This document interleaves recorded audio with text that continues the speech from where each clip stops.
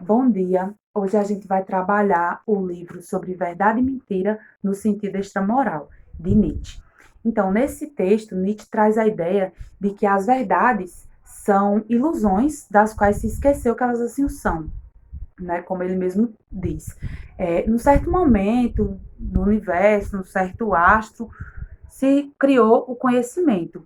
E esse, para Nietzsche, é o momento mais hipócrita da história da humanidade. Por quê? O ser humano parte ali de si como centro do universo para gerar o conhecimento, né? Ele se coloca como centro do universo.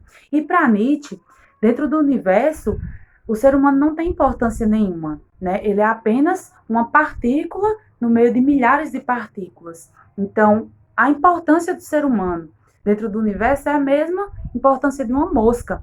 Então, ele se colocar como centro do universo para gerar esse conhecimento, para Nietzsche, é uma hipocrisia, né? Esses conhecimentos, esse intelecto do ser humano é uma arma de sobrevivência para ele, né? Todo ser vivo no planeta, ele tem uma arma de sobrevivência, seja garras, seja presas, sua velocidade ou alguma coisa do tipo.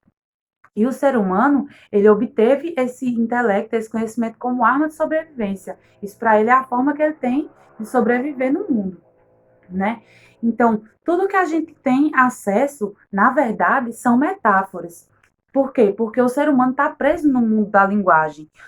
A verdade, a essência da coisa em si, ela é cognoscível ao homem. Não cabe ao homem, para Nietzsche, se preocupar se a verdade existe ou não. Por quê? Porque a gente nunca vai chegar a essa conclusão. Porque a gente está preso apenas ao mundo da linguagem. As essências das coisas, elas são incognoscíveis ao homem. E tudo passou por um processo de metaforização. Como tudo é metáfora, né? Tudo passou por esse processo. E como é esse processo? O sujeito tem contato com a coisa, a partir desse contato ele gera imagens mental, ele gera som, a partir desses sons ele gera palavras, e a partir dessas palavras são formados conceitos, conceitos que vão se perpetuando ao longo do tempo, em gerações e gerações, e acaba que se esquece que tudo isso foi um processo de metaforização.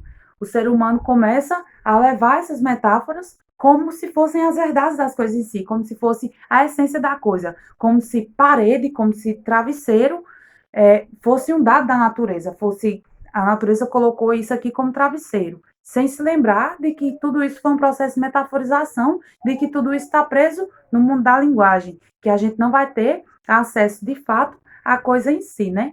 E é também um processo de generalização. Por exemplo, árvore. A gente chama a árvore de árvore, mas existem milhares de árvores no mundo. Existem. E mesmo se a gente falar a árvore da espécie tal, dentro dessa mesma espécie, nenhuma árvore vai ser igual à outra. Da mesma forma que nenhuma mulher ou nenhum homem é igual ao outro. Mesmo sendo a mesma coisa, mesmo sendo seres humanos, mesmo sendo homens, eles não são iguais, cada um é diferente. Então, esses conceitos são formas de generalizar essas coisas, né? É, esses conceitos, essa generalização, nunca vai trazer o acesso, de fato, ao que é a coisa. Porque, como eu já disse, e vou repetir, porque ele frisa muito bem essa parte, o ser humano não vai ter acesso à essência da coisa, né? A essência das coisas são incognoscíveis ao homem. Então, tudo que o homem tem são metáforas, partiram de processos de metaforização e acaba que se esquece disso, pela esclerose da metáfora, que para Nietzsche é um problema muito grande.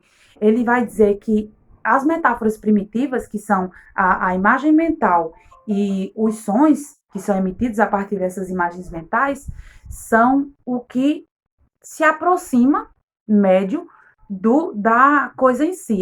Claro que a gente não se aproxima de fato dessas coisas, porém, os conceitos, as palavras, se afastam bem mais da essência da coisa do que essas metáforas primitivas. E aí, Nietzsche também coloca ele vai falar sobre o homem racional e o homem primitivo. Só que acabou meu tempo, né? 4h47, não vai dar tempo de eu falar.